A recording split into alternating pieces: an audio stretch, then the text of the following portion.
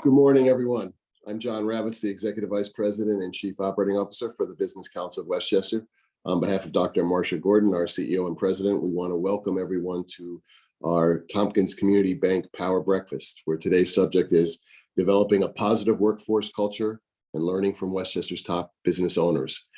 At the Business Council of Westchester, we can't do what we do without strong partners. And Tompkins Community Bank has always been there for the Business Council of Westchester, but more importantly, they've been there for Westchester and continue to be leaders in almost every community in the county.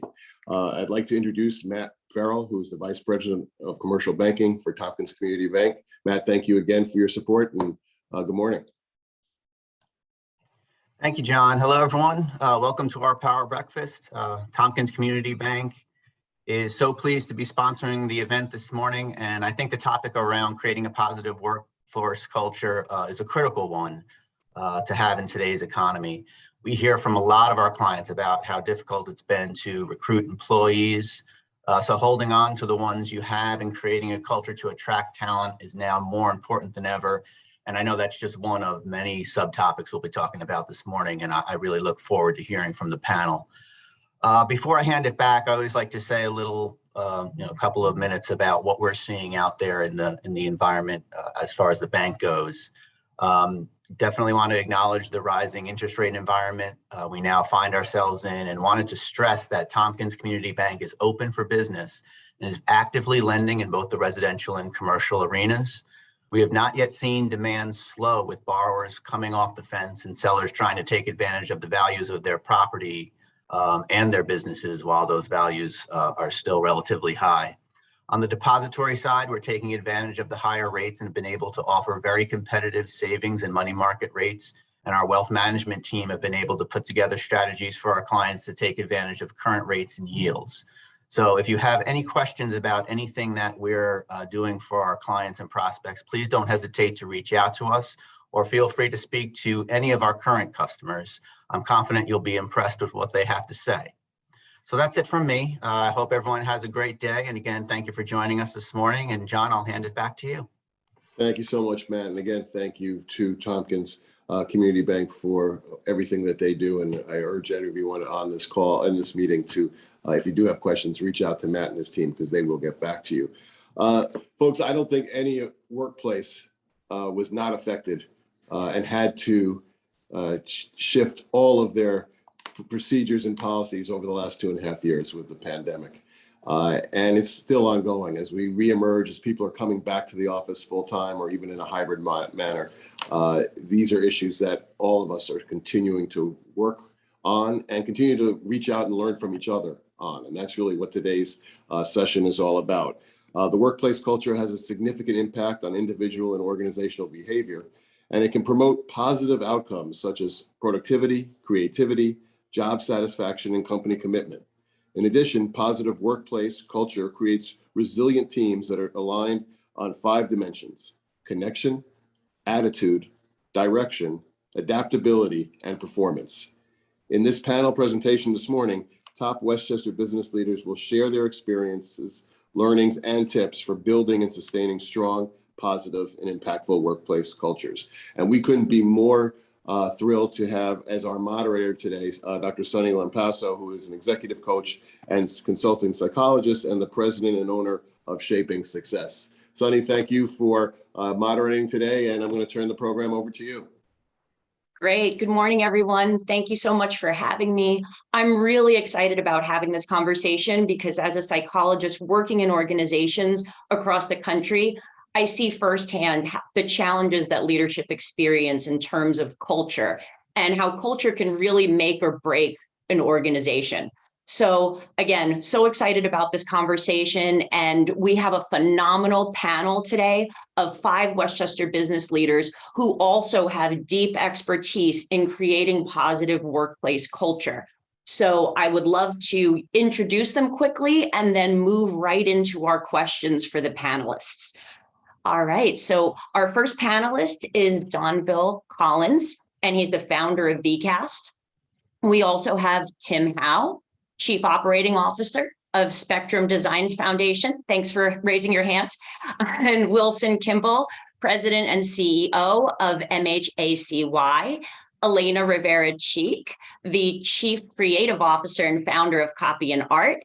And Russell Yankwood, the founder and managing partner of Yankwood LLP. So I'm going to jump right into questions. And the first question that I have today is for Russell.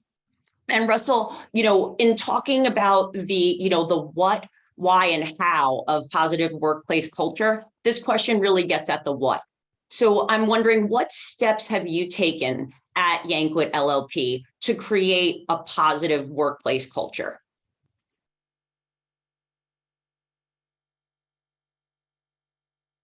You would think that I would learn how to use mute after 2 years of Zoom. Sorry about that.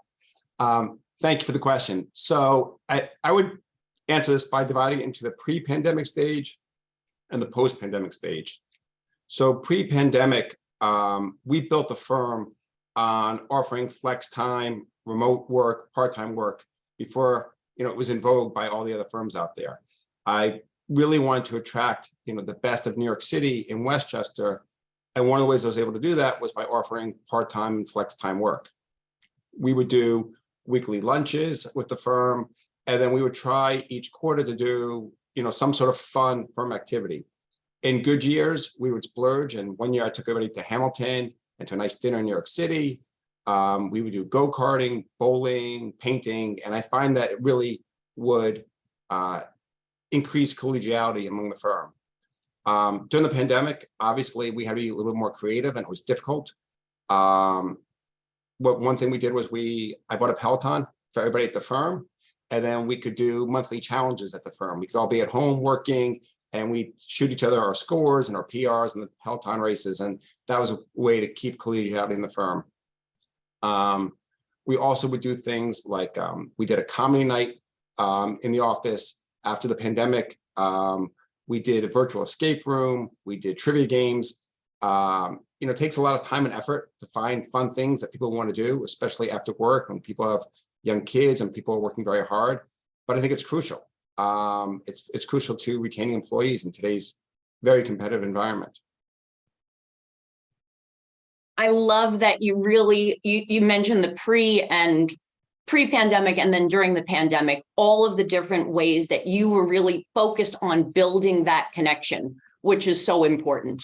I really think obviously they are two different things. It was a real challenge to figure out that connection during the pandemic.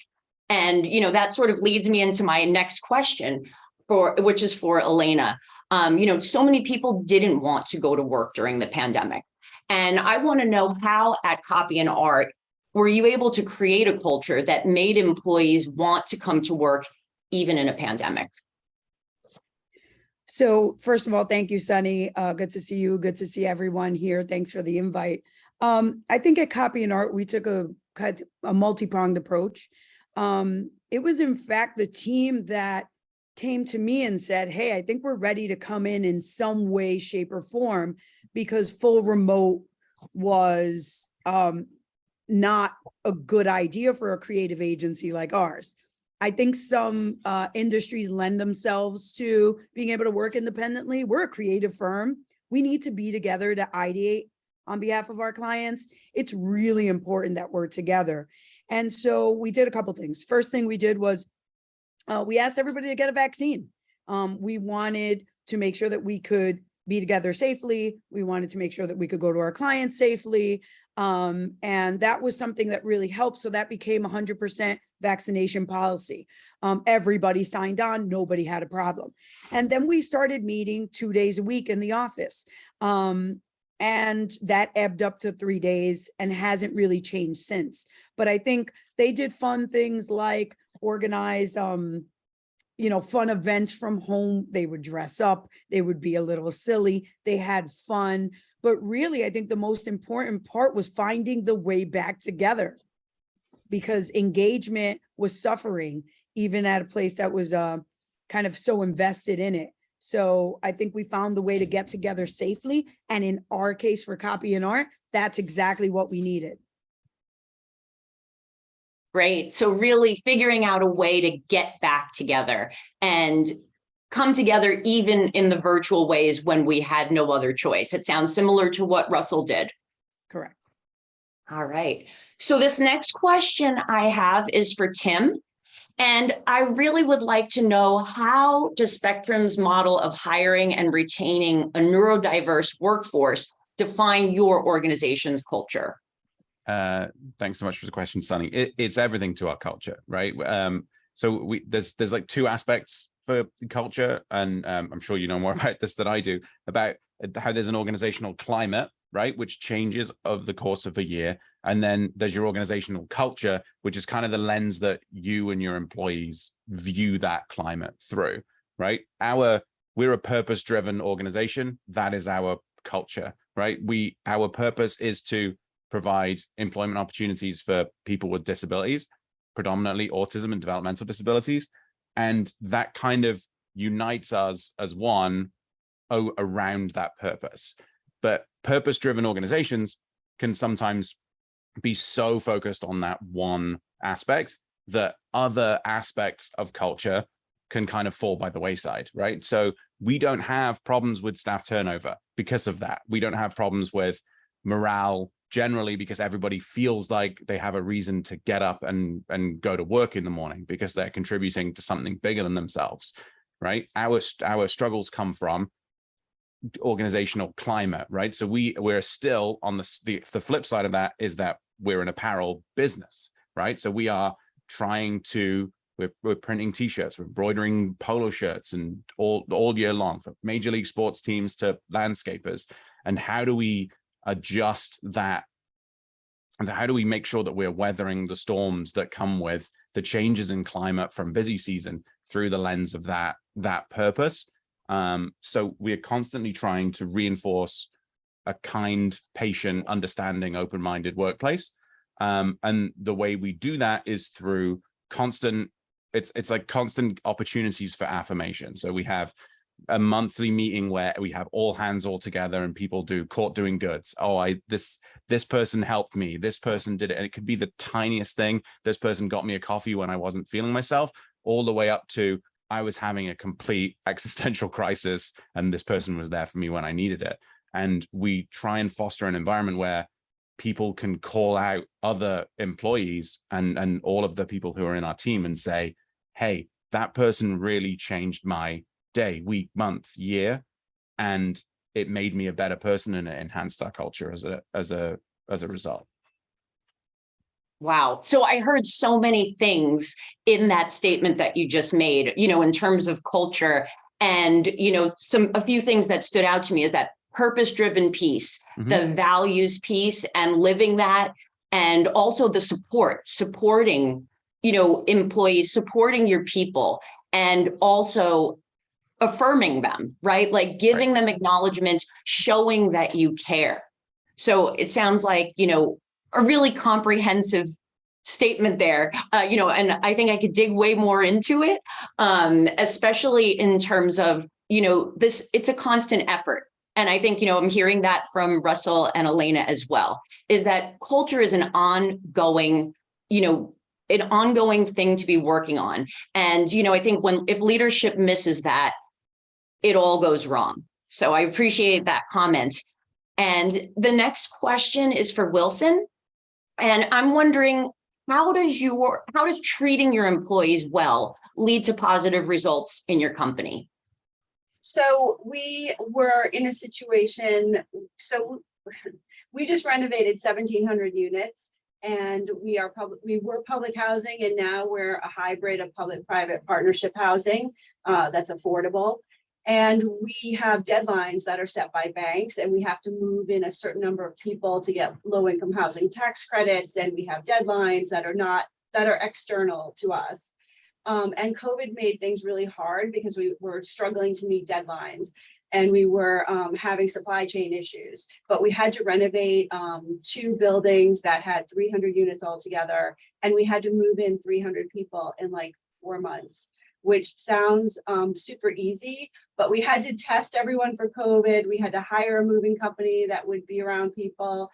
And it was really super crazy.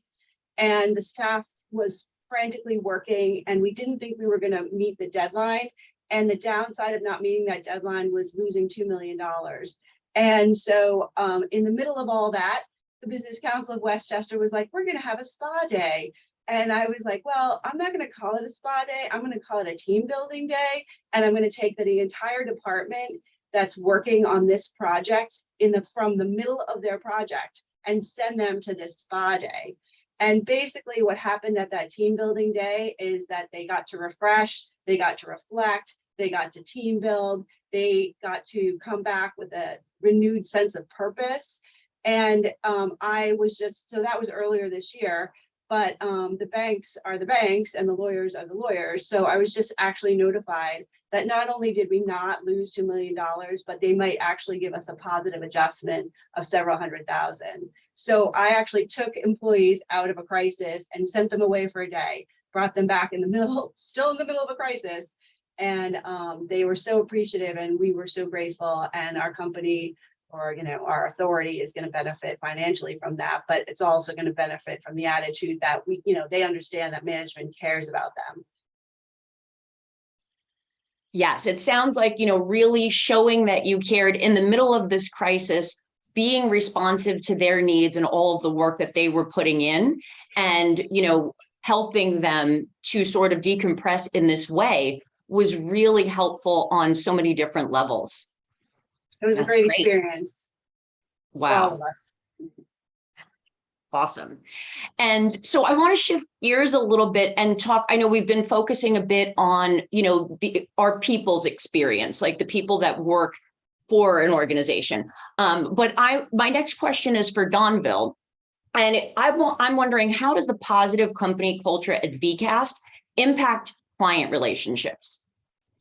So it's a big deal, how that translates, because you want, for us, the way how we sort of maintain that company culture is from the very onset of when someone joins our team, and maintaining it throughout. The culture part is very, very important. I many times have been direct conversations and meetings with my team to ensure from the beginning process that they understand the culture here. And for any of our clients that work with us, they can speak to this, where for us, we want the culture inside to translate to our clients, where we can come together, we can laugh, we can joke, we can do good work, be dedicated to it, but then it translates to our clients, where our clients know you can meet with us, we can have a drink, we can go out, we can go together. So that company culture sort of transfers.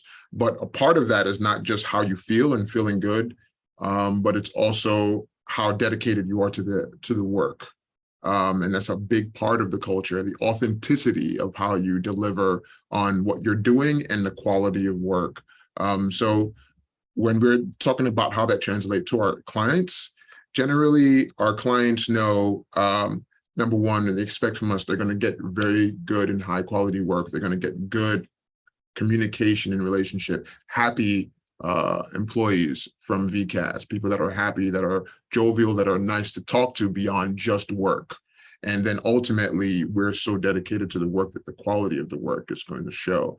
So their response to us, and we talk about this internally, is our clients, we want our clients to deal with us how we like dealing with each other, where they call us and they joke and all of that. And know that we're going to deliver. They don't have to worry about the work, because we're bought into that. And in order for all that to happen, we all got to be happy with each other. So that's how we sort of make that happen. Okay, so it really sounds like the culture has a direct impact on your client relationships. Yeah. And I'm actually wanting to throw that same question out to Elena. How does copy and arts culture impact client relationships? So it's a great question. Donville did a great job. I think there's a lot of synergies there with the culture at copy and art. Here's what I'll say, because I didn't mention it earlier. We have gone as far as we flew our entire agency to Puerto Rico last year at the end of the year for a few days, all expenses paid, to say thank you for a job well done. This year it'll be Punta Cana. all-inclusive resort, everything paid for. It's like a little thing that we look forward to. There are the big things, the macros and the micros, and we try to kind of manage all of them. Something that helps is research, right? So there's an article I'm going to provide to the audience, a link from MIT Sloan, that's 10 things your corporate culture needs to get right. It's a really great article to read on your time. I'll provide the link at the end of the meeting, but it's really helpful, but it's not surprising. The first thing is respect. So I think that goes two ways. We have a philosophy at Copy and Art, and the philosophy is one of privilege. It is a privilege to do business with us. We feel that. We have a great team. We deliver exceptional work. Our ribbon cutting is next week, so come on over. Like we just built out 7,000 square feet, but it's also a privilege for us to do our job with our clients. And that's the culture, like that philosophy. If you don't buy into the fact that it's a privilege for us to do the work we do for our clients, then you're not the right stuff for Copy and Art. And a lot of people aren't the right stuff for Copy and Art. Like, I think one of the things leaders have to manage is intentionality here. Like, if somebody's not the right fit, you should probably get them out quick, because a bad apple can ruin the bunch. So I think that our clients know that there's a really high bar for culture and the way that we treat each other and our clients. And so that gives them a sense of reassurance that not only will they get exceptional work, but that they're going to have an exceptional journey with us. Because it's not only about the output, and I think that's a big part of culture, right? It's about the experience that we give each other, that we live every day, right? Life is short, but life can be really long. And if you hate your job, and if you hate what you're doing, or you hate who you're working with, that makes a lot of people miserable. So it affects our clients insofar as there's sustainability around the experience with Copy and Art, and there's predictability, and they like that. Yes, you mentioned a few key things in terms of like the buy-in for the people who work for Copy and Art, and the intentionality that you have to have in terms of selection and recruitment, which I think is really the beginning of culture, right? So that really starting at the very most basic level and then moving up from there, and then how that impacts client relationships. So on a related note, my next question is for Russell. How do you think a positive corporate culture impacts productivity and recruitment? Sure, thank you. I think that having very specific criteria for hiring is crucial. And we were certainly challenged during the pandemic when some of our clients who are long-term clients couldn't pay us. For example, we represent a lot of restaurants, and they had no money. So we had to continue doing that work, but also we were flooded with business from other clients. And we wanted to hire more people, but they did not fit within our specific criteria. And we held true to our mission, and that's proven very well for us. So we specialize in high stakes litigation, and we require every employee, every lawyer, to have either clerk for a federal judge or to be a former prosecutor. And by staying with that, we get the absolute very best attorneys in Westchester, and people, as Elena was saying, people feel privileged to work here. They know they're working with the top lawyers in New York City who simply want to live in Westchester and work in Westchester, and they feel privileged to be here, and they feel privileged to work for our clients. Our clients entrust us with, bet the company litigation. And if we lose, companies have been around for generations, go belly up. And so it's high stakes. And I think if people don't enjoy working with each other, they can't survive here. And I think that collegiality is crucial. So at a lot of law firms, there's competition among attorneys. This is my client, you can't work on that client. And that can't work when you're dealing with very high stakes, because these are complicated questions. You need to be able to talk to other attorneys. And also it creates the ability where people can go on vacation. So attorney A can go on vacation and know that attorney B is going to work on the case and not try to steal the client, because they're all firm clients, they're not individual clients. And if you're unwilling to do that or unable to do that, firms can't survive, in my view. you make some great points, especially the collegiality aspect and versus the competition, because I've definitely seen that a lot in clients that I work with in law firms, and that being a real challenge for them. And, again, you bring up some really great points. And one that stood out to me was staying true to the mission while being flexible. I think all of us as business owners had to be flexible during the pandemic, and really staying true to the mission while maintaining that flexibility was a challenge that you took on. Great. And my next question goes out to Donville and has to do with the quality of work. How does your positive company culture have an impact on the quality of work that's getting done? Well, the big thing to ensure that the quality of work comes out is that everyone has to buy into the mission. It's a big important part, is to buy into the vision. So one of the things that I do early on in the organization is get a meeting and also send some things. There's some things that are in documents that are for all the employees that join that we share. But then I have a meeting and then kind of clarify it and make sure that it's clear. Because if we're all clear on what the vision is, you don't have to say everything. You don't have to give every single direction. You're clear on what the vision is, and do you buy into it? What are we trying to accomplish? We know that we're trying to, as Vcast, we're trying to become the #1 production company in the Northeast. That's our very clear vision. We don't want to be second, we want to be one, right? So everyone knows that. Now, what are you doing to buy into that, to ensure that we are in that trajectory, is a big part of giving everyone purpose. Everyone has their roles, but everyone has their purpose. So then everyone is just like, no, they will come in, and sometimes they will come to me and say, like, if we're trying to be #1, we can't do this like that. We got to change this process, or we got to improve that. That process takes too long, got to be better. Everyone is thinking about, well, we're trying to be #1. So these things, anything that is kind of shifty has to be fixed. So then it translates into the work, and then the clients speak about it.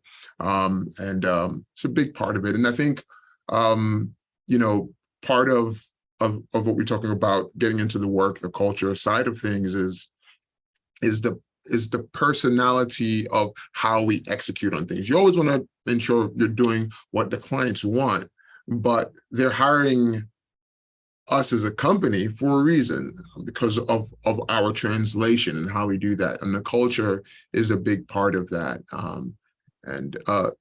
Copy and art knows that as well. Being creative, it's really about how we operate as a people and culture.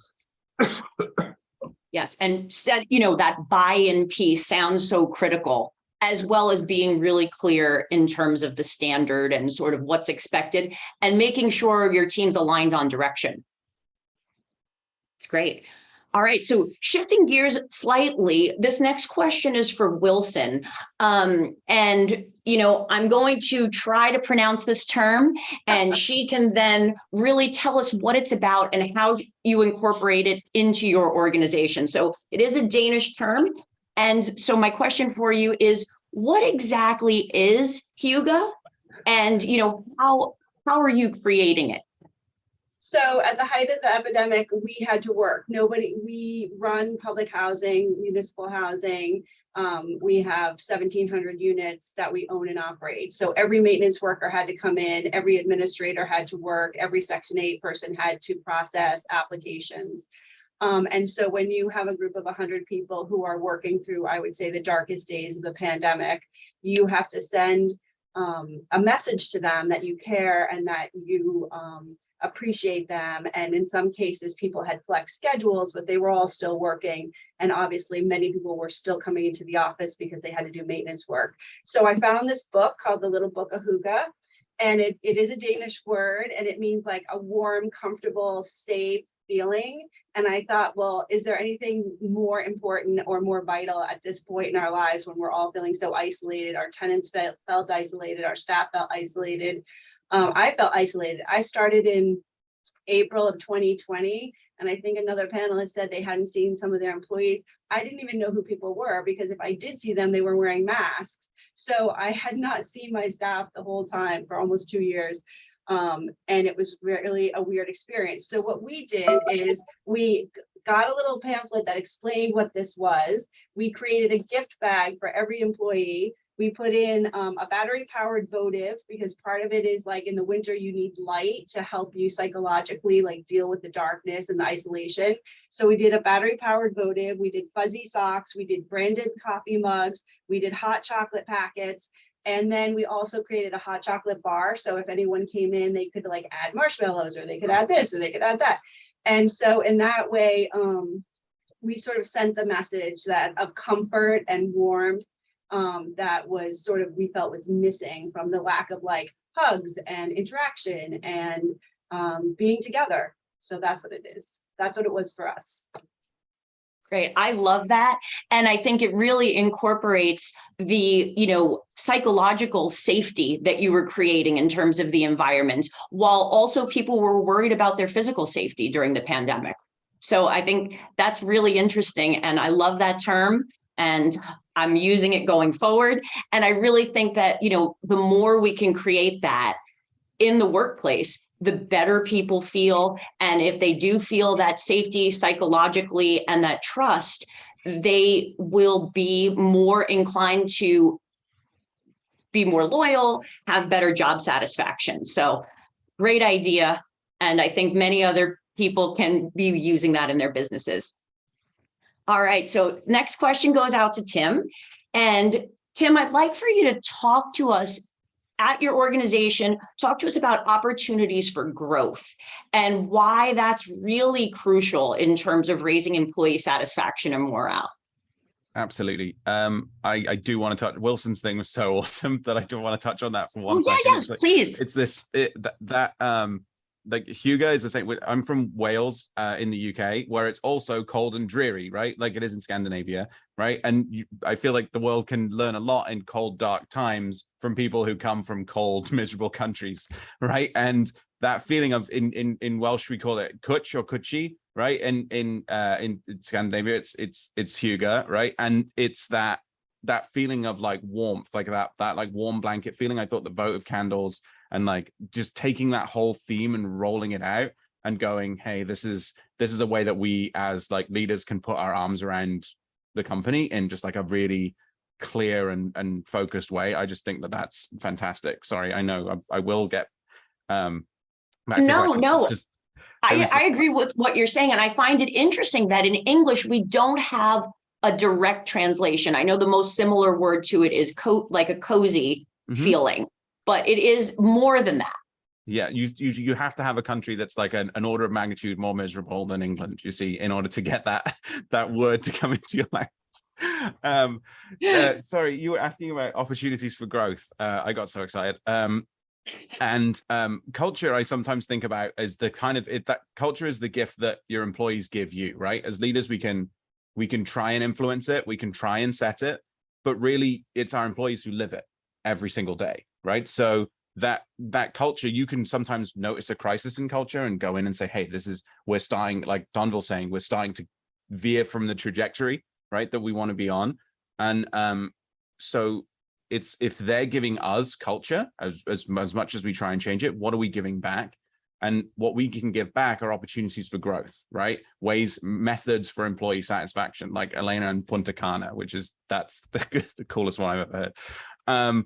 And those reinforce a culture of learning and support, right? So for us, we're constantly upskilling, right? We employ way over half of our employees are people with developmental disabilities, right? Or on the autism spectrum, right? So think for a second what that means about disciplinary processes, right? And we have to be an understanding workplace, right? And we have to, instead of saying, okay, this is somebody who can't be at the organization anymore, we have to change the lens of that and go, this is somebody who we're not understanding where their skills are, right? And how can we pick somebody up and put them in a different place in the organization? We now have Spectrum Bakes and Spectrum Suds, like two other sort of spin-off enterprises also employing people with disabilities.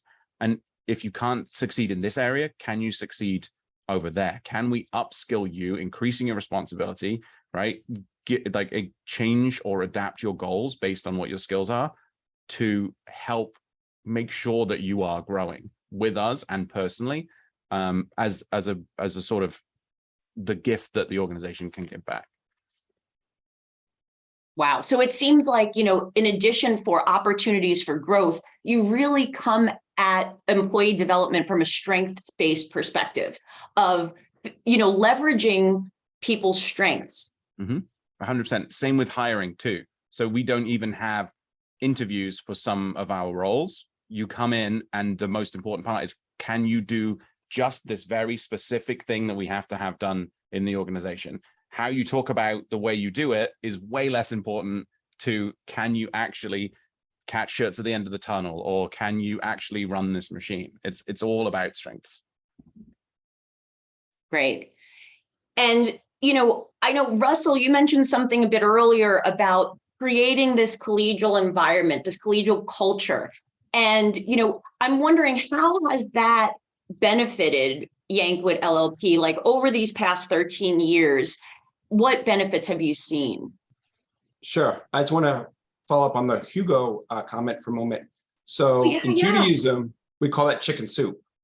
And an easy way to tell employees that you care about them is, I think everybody's been sick for the last 2 years, whether it's COVID or even just a cold. Literally for like 30, 40 bucks, you send them chicken soup, or you send them a meal to their home, and I tell you, that's worth more than a few $1,000s in bonus. They really, really appreciate that. But turning to your question, we actually just had, I called it, it's a little cheesy, but I called it our bar mitzvah party, because we were at 13 years in growth. So we had a party this summer. And while it was a wonderful party in many ways, and clients came and judges came, the most warming part to me was that looking at my employees, they all felt that it was their company. And that was incredibly moving to me. And even I got a little teary-eyed when I gave a speech, because it really is a family that works together, and seeing people take ownership of the firm and the firm's growth and being proud of the growth has been fabulous. We're facing a challenging time because the New York City firms over the last 2 years went absolutely crazy on salaries. And they were giving these kids right out of law school just phenomenal amount of money. And while I can compete in Westchester and pay more than any Westchester law firm, I simply can't compete with New York City. It's a different stratosphere. And so, you have to find ways to keep people excited here and have people want to come here. And I think the two best ways to do that, one, as others have said, is promotions. So promoting people from within the ranks, from associate to counsel, counsel to partner, even when they don't have any business of their own, but because they're excellent attorneys and you value what they're bringing to the firm, that encourages people to stay, encourages people to come to the firm.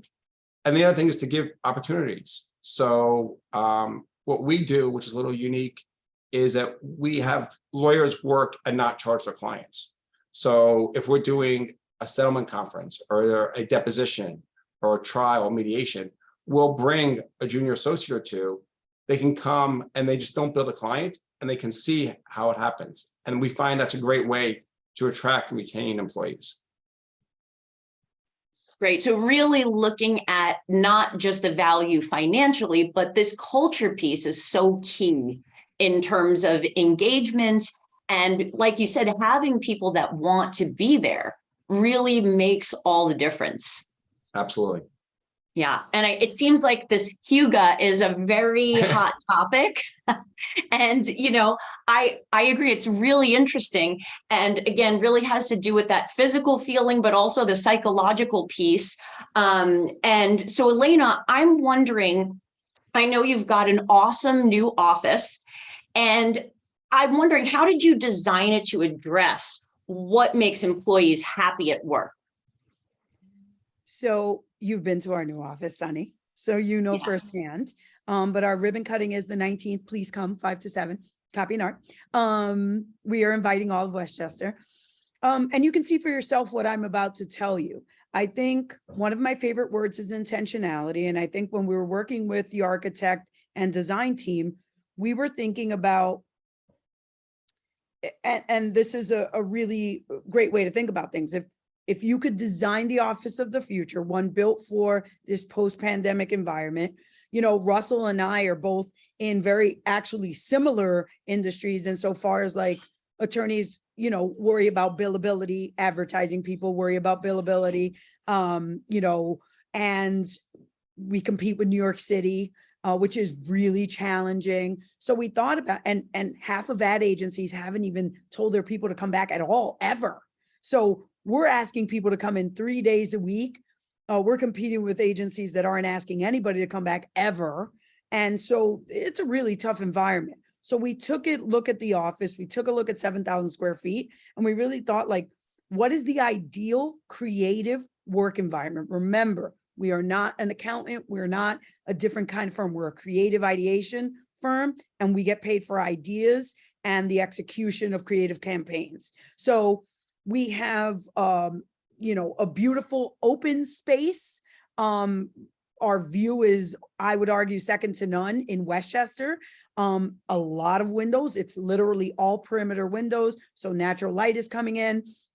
The area that's open work area, collab area, that has the best view because those are the people that do. And then on the perimeter are all these closed spaces for people to work privately, work in teams. There are sound attenuated telephone booths to take a client call or to make a personal call. There's a wellness suite that has a Peloton bike, that has tea, it has a couch, a living wall. You can kind of sit there and just take 5 minutes. A lot of people go after work and they jump on the Peloton and grab a ride. I basically thought, what do I wish I had at the ad agencies I worked at? And what's going to make us competitive for the future, right? Because the past is in some ways gone, right? And always gone. So how do we build a company that's going to keep us competitive for what's to come in anticipation of versus in reaction to? So that's really the way I looked at it with the team. And, we'll see. So far, it seems like, that team is really happy to be there. The energy's high. You can speak. I'm not just talking the talk. And so really it's about thinking about what they're going to need moving forward. And hopefully we've accomplished that. That's my hope. Yes, well, and I think even going a step further, I love how you really specifically involved the people that work for you in the design of the office and incorporated their ideas as well. And I think that really is showing the value, right? Like, you thought about what you would like. You really also thought about what would be meaningful for them. And I love that. Looking forward to the ribbon cutting. Thank you for And, mentioning that. again, I'm now like going back to this theme of Hugo and, the mental piece of this, right? And mental health obviously has been something that has come to the forefront in organizations during the pandemic. And Donville, I'm wondering specifically at Vcast, what have you done through your culture to maintain good mental health? Well, as we all know, a lot of people really struggled with that, especially during the pandemic.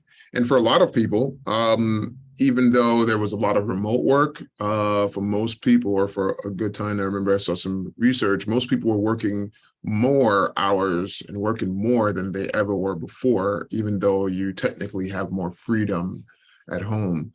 But overall, ensuring that we maintain that for our team is super important, especially for me as a leader. I ensure that I'm not just talking, that I check in. So number one is we need to generally be checking in. Like, when someone cares, when you're not having a meeting with them just because something happened or they responded some way or something. Like, we're doing regular check-ins that have nothing to do with the work. How are you doing? Like, how are you feeling? And you'll find, like, there were times I remember last year with a couple of our employees too, that they work so hard. And I'm just like, at times I do this thing too, where I don't want to see you working at certain hours. Like, you need to disconnect and, not be working, else ultimately, it's not just a matter of I care about you, but at the end of the day, I know that's not sustainable. You're gonna lose it at some point. You need to be off in order for you to have longevity. Right. So it's one of the things, but I meet with them and find out just about how they're doing, how are they feeling, how are things personally, so that you can express that importance. And then ultimately, as I mentioned earlier, when now you have a team that buys into your vision and they really want to ensure this happens, that part of what ends up happening, the downside to that is people kind of overwork because they're just trying to make sure we do this thing. And I'm just like, don't kill yourself, please. Like, relax, take a second. Some people, I'm just like, you need a vacation, go away. Like, don't answer the phone. And if I see you looking at something, you're going to be in trouble, So it's that kind of just awareness of, I care about your well-being, your mental health beyond this. And the part of why it's important to me is I went through a moment in a time with even during the pandemic and things where I became really stressed out and really overwhelmed and wanted to just pause and do nothing. And I realized it's because I was just going and really wasn't giving myself the space of time to disconnect for a moment. And I said, well, I'm the founder. This is my passion. This is what I do. What is it then for someone that it's not their company, they don't own it, and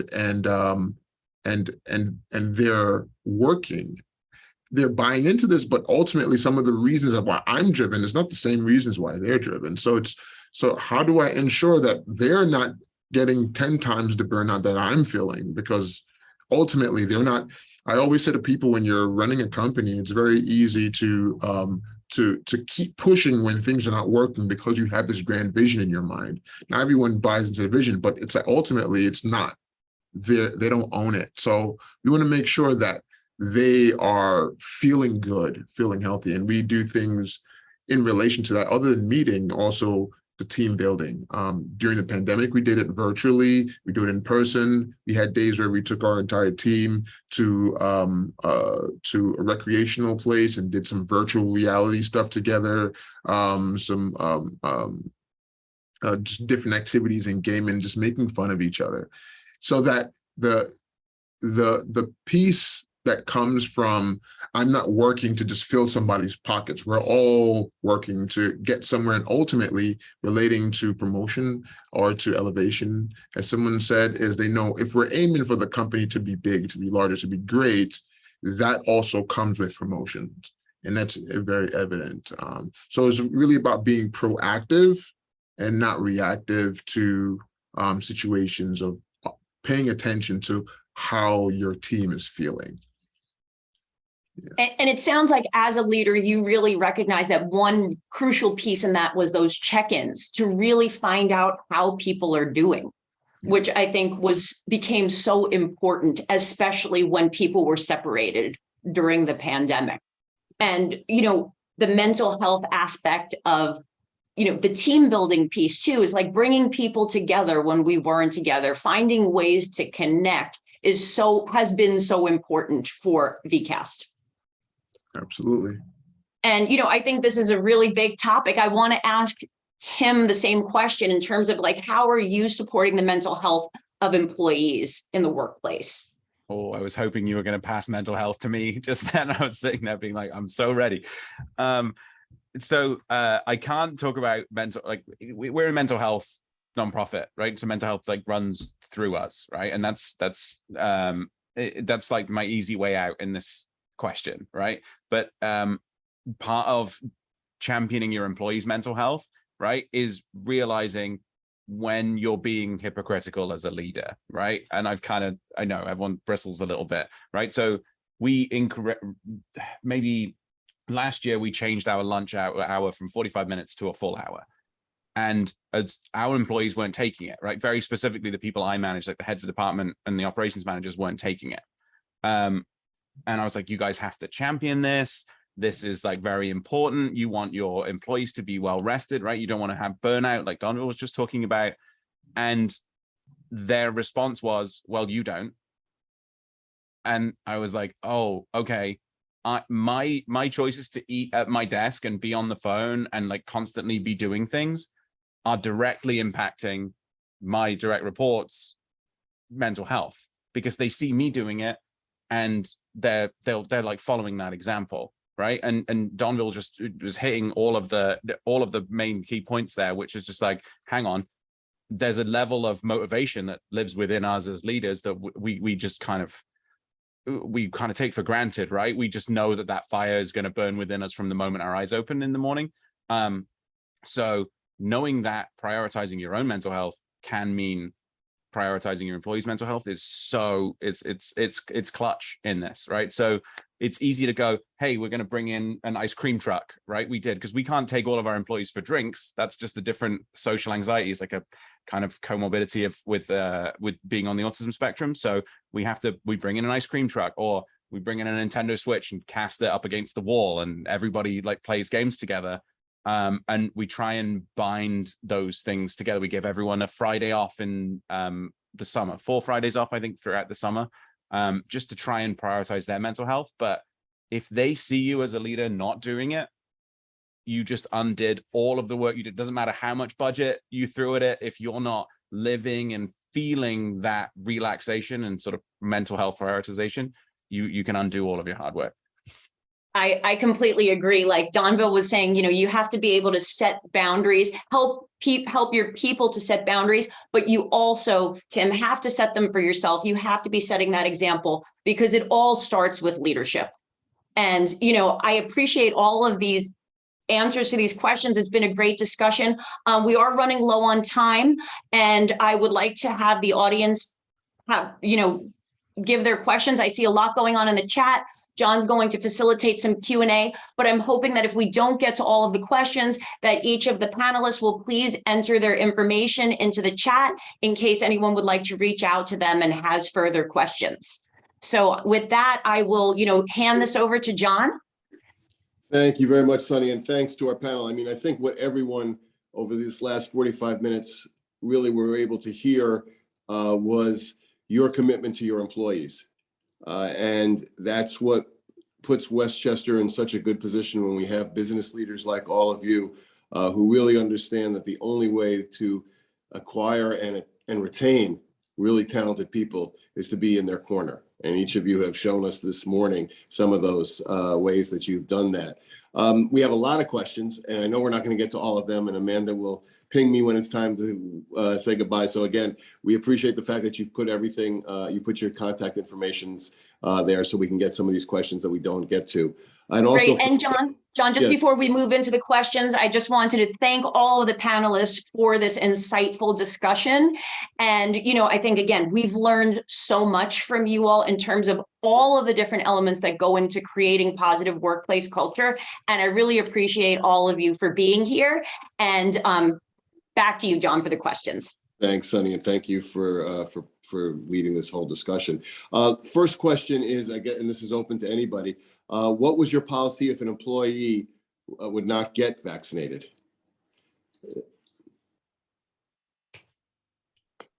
We did Ed weekly Wilson. testing. Hi, John. We did weekly testing. We brought a local doctor into headquarters, and all the staff that would not get vaccinated had to submit to a weekly test, done here by a doctor. And it was like every Tuesday or every Wednesday or whatever. And then it got to the point where some people were concerned about their family members. So we were like, sure, bring them too for testing. I mean, if the doctor's here, like, let's just make this all happen. John, I think that's a great question, because it really goes to supporting both the individuals and the workforce. So we took the view that if you weren't vaccinated, you can't come to the office, because I think it was unfair to the people, especially when children couldn't be vaccinated, and my employees felt unsafe going to the office. So we have one employee who's not vaccinated, and we created an office for her off-site, and we try to include her by Zoom. But I think it's tough, because you got to balance both the individuals and the office as a whole. Mm-hmm. Tim, this is a question for you about the affirmation gatherings. Were those done weekly or monthly? They're done monthly. Our format is we have a speaker, we do the court doing goods, which people submit anonymously throughout the month. Then we do staff and company-wide updates, as well as an employee of the season, which we do 4 times a year. Great. Here's another question for anybody on the panel. All of your ideas are awesome and completely employee-centric. Have these strategies helped with your employee retention and future recruitment? So that's a big Yes, yes. I would say, oh, I'm sorry. Oh, Yeah, I'm so sorry, Damba. No, I'll just say really quickly that it really has helped. I think our stats are somewhat ridiculous on the full-time spectrum. We've lost maybe 3 employees in 11 years, and our people are actively poached quite a bit and quite aggressively. But I think, when they feel like they're a part of something bigger, it's enabled us to keep the talent that, we train. yeah. Donna, And I you would wanna say add to the this? same. For us, retention has been really high, extremely high, and kind of like Lenny said too. Our team gets poached, but sometimes like they're coming to us and they're telling us like for this reason or that reason why they're not going anywhere, and it always kind of makes me feel proud because sometimes it's not even a matter of simply, okay, well, they're getting offered more money or some higher position. They've bought in heavily into what we're trying to accomplish, that I think in some cases, their reasons for staying also is being clear on, well, I know where we're going and that opportunity is there, that growth opportunity is there. And just taking another job that is paying more money now or wants to offer me a higher position now may not have the growth opportunity that this has. And then ultimately, as we try to do is, you just want your team to feel good where they are. And I think we've been able to maintain that culture very well, where they just feel good working here beyond just working hard. Mm-hmm. Here's a question again for anyone who has to deal with boards and board meetings. How does everyone feel about moving a monthly board meeting from Zoom to in-person? I'm with a nonprofit whose only engagement with some board members since the pandemic has been on Zoom. I'd like to move to the next board meeting to be in person to build relationships and discussions, but I don't know how it will be received. No replacement for in person. It's more robust interactions, in my opinion. So I guess the question really is, for those of you who work with boards, have you started that process? We at the BCW have started doing in-person board meetings, and it has been very enthusiastic. We do in-person board meetings. I actually find it easier if things are on Zoom because I tend to be traveling a lot. But we do in person, but we can also do a hybrid, right? So we can have some people Zoom in and we can have people show up who feel comfortable. And since some of our board members are tenants and they tend to be senior tenants, they tend to be the ones who would rather, be set up on a Zoom because they might have pre-existing risk conditions. Okay, we've got time for one more question. I think this really gets to what the next steps are always going to be to continue the momentum that all of you have shown. How do you keep your employees accountable to stay with the culture or mission? Are there times when people deviate, and do you have a way to realign folks as we begin to, as I said, reemerge and have people come back to the workplace? Oh, I'm happy to jump in on this one. So realigning people to it's all about whether your messages and your methods are punitive, right? Are you going to, if somebody is not embodying the workplace culture, do you go in and jump on that person and punish them and say, hey, this is not who we are, right? Because that person is who we are, right? They are part of the we, right? So nobody wears culture more than the leadership. So if something like that is happening with a member of staff or a couple of members of staff, the best way of looking at it that we found is to look at that as a symptom, right? And not as like a problem in itself. Look at that as a symptom of something is failing somewhere. We like to poll our employees, right? Are you enjoying your life at work? Are you enjoying your life outside of work, right? Do they need help in other ways, right? Can an extra hour and a half to go and drop their kids off at school or to go to a doctor's appointment, that one little like give back that you can do can make such a huge impact all the way down. And we have this culture, the CEO and myself are always talking about it. It's like 5 whys. If you ask somebody why they're doing something at work 5 times and you keep following that cause, it's you, right? You're as leadership, it's always our problem, right? So you have to wear it like a jacket and go, okay, now I'm feeling the weight of this too. And using empathy, right, as well as understanding, go in and try and tackle the culture as a whole rather than singling that person out, because you can end up alienating a staff member and affecting retention as well as the mental health of all of the people who are around there because of all of the interpersonal relationships that they might have. Anybody else want to add anything to this question? Yeah, I wanted to add to that, to strengthen to one of the first things he said was really looking at the lens of why someone isn't operating in that culture, and there is a reason for it, whether it's lack of understanding or there is something else going on. So like I have one of our senior leaders, as he was going up in growth and his opportunities and what he does for the company, as he started to manage other people, I was realizing he would get a little frustrated, like, okay, why are they not doing this? Why are they not doing that? And he would wonder why, when I jump in, the response is different. And said, no, it's about how you communicate. You got to figure out, okay, why are they operating like that? No one isn't intentionally trying to do the wrong thing. There's some kind of misunderstanding. Find out why before you get on their case about, why they're not doing what you're expecting. And I think once we had that conversation, they started to realize that as well. Well, again, I think the success of any type of program is a comment that we just got that someone said, I wish this was a 3-hour webinar. So again, all of you have, as I said, demonstrated again why you are leaders in your sectors and why it's so important that you're here in Westchester County. So I want to thank our panel. I want to thank Dr. Sunny Lampasso for being the moderator for this important event. This program has been recorded. It is on our website. So please, if you have colleagues who couldn't attend this morning or clients, please send them to our website so they can gain knowledge from what we've all learned today. And we hope we'll see everyone Wednesday night at our annual dinner. Tickets are still available. It's going to be a really exciting and fun night. So we hope we'll see you there. Have a good weekend. Stay safe, and we'll see you all soon. Thanks all. Thank you.